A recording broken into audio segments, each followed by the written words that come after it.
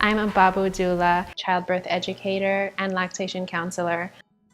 My name is Mila. This is Sivan, and she's about 32 weeks pregnant, and we're going to do some belly mapping today. Belly mapping is a way that you can get acquainted with what's happening in the body. There's a couple great reasons to belly map. One is getting a sense of what's going on in your body, right? Sometimes pregnancy can be very separate from us. The experience can be slightly disconnected for parents. Other times you can kind of tune in, tap in, check in, see what's going on with your baby. And it's a great way to get informed about your own body and baby. And two, getting a sense of your baby's position, hopefully being in an optimal position. And by exploring your own belly, you can find out if your baby is indeed in a great position for birth. A great position for birth is with the baby's head down, right? Yeah. And we want the baby's head forward as well. So if this is a pelvis, right, and this is the spine, and this is the front of the mother's body, we want the baby facing the back of the head towards the front of the body. And in that way, the smallest part of the head is presenting, and that's ideal for birth, right?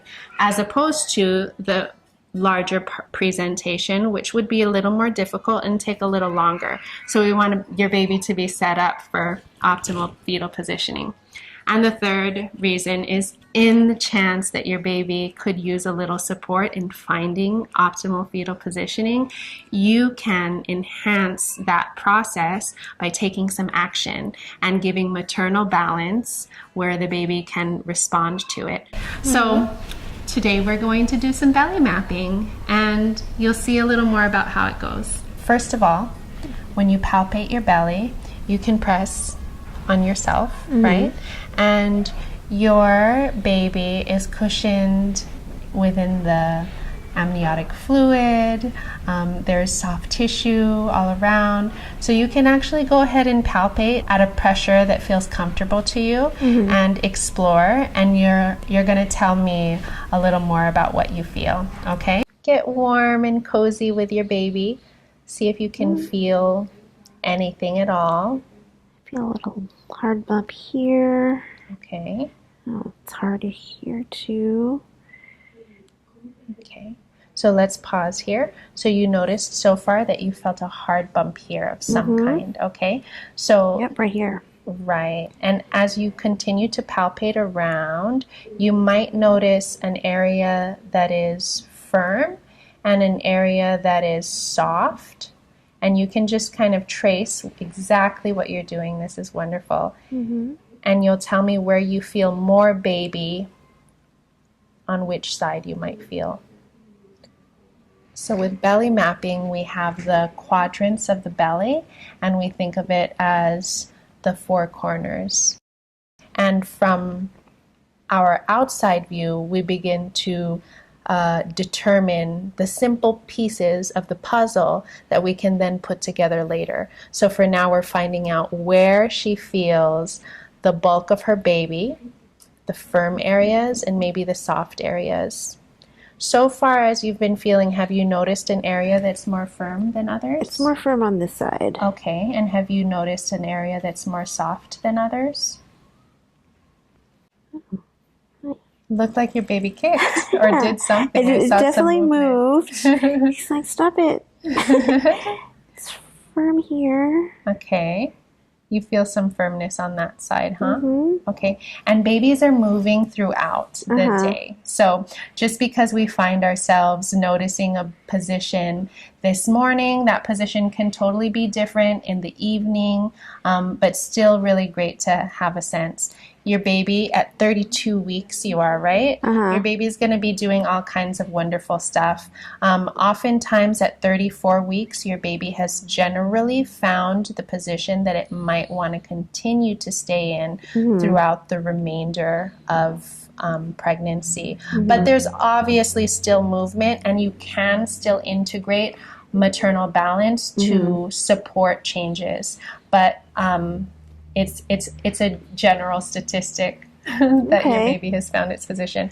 So You, on the other hand, are going to have like a baby maybe doing lots of acrobats and being in one position this morning and a different one tonight. Have you felt some, like a strong kick of any kind in the past bit? I guess the strongest kicks have been over here. Okay, the strongest kicks have been on this side. Mm-hmm. And another sensation that I like to ask about, and it may not be right this moment, but just recently, where you may feel movement that's a little softer than kicks, like maybe fluttering or something a little less powerful than a kick. Usually the fluttering is on this side. Okay. So you feel the strongest kicks on this side. And clearly there's like some big limb of some kind here. So when you trace this, what does it feel like it connects to like a bump? Sometimes when you trace it, it feels oval. Sometimes when you trace it, it's more like a pokey feeling. And sometimes it seems like it connects into another body part. I feel like it's more oval here. I wonder if his knee is over here and his leg is here and his body is like this. That's what I was going to guess too. And his head could be over here or something, or his right? head could be right here, and the firmness can be here, the knee up here, and maybe he'd be kicking a little higher now instead of here. So earlier you had mentioned, just by the way you were describing, it seemed like your baby might have been in this position. Yep. But right now it could be, as we feel around,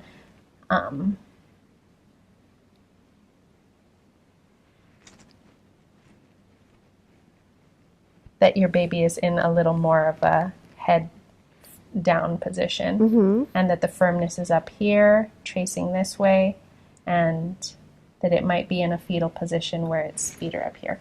A lot of the kicks that you seem to be feeling is up in this area, and that you feel the firmness on the lower segment over here, and the soft area in this zone. So this might be your baby's position right now, kicking up by your rib cage. Cool. All right. And so the different sensations that you might feel as you continue mapping your baby is you might feel moments where you can kind of feel the head. And sometimes you can trace the bump that you feel, and you can almost feel both sides of the head. And sometimes when people are exploring this, they're not sure of whether they're feeling the head or the butt, which is also spherical, right? Spherical.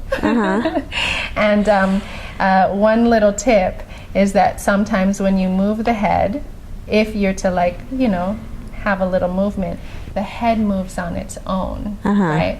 Versus if you were to move the butt, when you move that butt, the whole body kind of moves with it, right?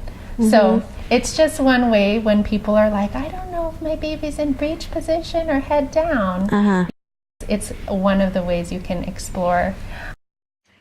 Another thing I just want to touch on is I encourage folks to, and I will encapsulate this at the end as well, I encourage folks to talk with your doctor or midwife and get a sense of where your baby's position. Sometimes they get a report from the ultrasound, and it's not a conversation exchange, so people still don't know the position of their baby, which again can be really helpful. Things to consider, other sensations that you might be feeling if your baby was in a different position than this one here. If your baby was across like this, you might be feeling bumps on both sides, right? And soft areas on the top and bottom. If your baby were posterior, so maybe head down but facing forward, maybe you'd be feeling the fluttery feelings right in the front, and maybe you'd be feeling kicks on both sides, and as the baby rotates back and forth, maybe you'd be feeling kicks totally up here, right? And hollow on both sides, or maybe favoring one side, but this is still a posterior position. And it's named posterior because the occiput, the back of the baby's head, is posterior of the mother's body. So these are all posterior positions, and these are all anterior positions. You want to favor the anterior positions, right? And there are many ways to support that. And one of the things we'll be doing together is rebozo sifting, rebozo manteada, belly sifting, and that can help remind baby of gravity, but we'll get there later. Some parents may be feeling different sensations, and that may be, for instance, if your baby was in this position, you might feel that fluttery feeling that you talked about closer to the front over here. And we want to keep in mind that flutters are different from kicks. Kicks are going to be your strongest, most powerful thing, right? A little hand movement still may feel strong, but not as powerful as a kick, right? So in this case, someone's fluttery feelings may be over here, yeah? And maybe the baby is moving throughout the day, and in general, the flutters may be here or here, yeah? And maybe the kicks will be felt on both sides as well. And this is a posterior positioned baby. So if the baby were in breech position, one may feel the kicks really strong and powerful at the bottom, right? And again, differentiating between a fluttery feeling and a powerful kick. So again, sometimes you can find where you feel the bump, and if you move it, more of the baby moves, versus a head that if you feel a bump and you move it, just the head would move. That's another thing that people might notice as they're palpating their body, is then belly mapping and figuring out their baby's position. So you can see why belly mapping is useful, so that you can get a sense of what your baby's up to in the belly. I do encourage people to engage with their provider when you have a scan, a biophysical profile. Anytime you have an ultrasound to your body, you can say, hey, what position is my baby in? Which side is the spine on? Oh, is it head down? Engage in that conversation, because sometimes there are people who don't find out their baby's in a breech position till late in pregnancy, but when you know nice and early, you can activate different ways to add balance to the maternal body that would in turn promote the baby's optimal fetal positioning.